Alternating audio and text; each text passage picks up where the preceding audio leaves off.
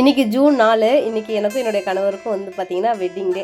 இன்னையோட வந்து 16 வருஷம் 15 வருஷம் முடிஞ்சு 16வது வருஷம் எங்களுடைய வாழ்க்கையை தொடங்குகிறோம். இந்த சாரீ எப்படி இருக்குன்னு சொல்லிட்டு கமெண்ட் பாக்ஸில் கமெண்ட் பண்ணுங்கள். இந்த சாரீ வந்து பார்த்திங்கன்னா எங்கள் அம்மா வாங்கி கொடுத்து கிட்டத்தட்ட ஒரு 7-8 மாதம் இருக்கும்.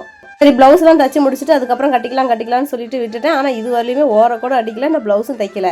அம்மா பார்த்துக்கோமா, சாரீ கட்டிட்டேன் எப்படி இருக்குதுன்னு சொல்லுமா. எங்கள் அம்மாவும் வந்து பார்த்திங்கன்னா உங்களை மாதிரி அதிகமாக இந்த வீடியோவில் தான் என்னையும் பார்ப்பாங்க.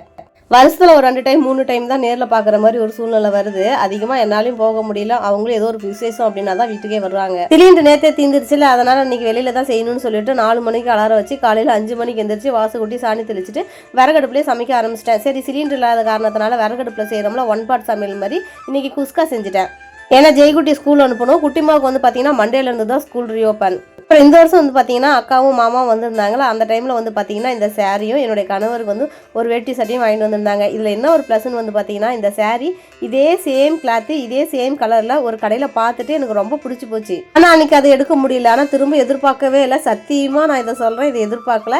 சேம் அதே துணி என் கைக்கு திரும்ப வந்துருச்சு. இதுக்கு பிளவுஸ் ஸ்டிச் பண்ணாதனால இன்னைக்கு கட்ட முடியல. கொஞ்சம் பிளான் பண்ணியிருந்தேன்னா கொஞ்சம் கட் பண்ணி தச்சிருக்கலாம். நானும் என்னுடைய கணவரும் என்னுடைய குழந்தைங்களோட சேர்ந்து ஒரு 100 வருஷம் இல்லைங்க, ஒரு 70-80 வயசு வரலையும் வாழ்ந்தா போதும். இந்த வாழ்க்கையை வந்து மகிழ்ச்சியா இருக்கணும்னு சொல்லிட்டு எல்லாருமே எங்களை வாழ்த்துங்க.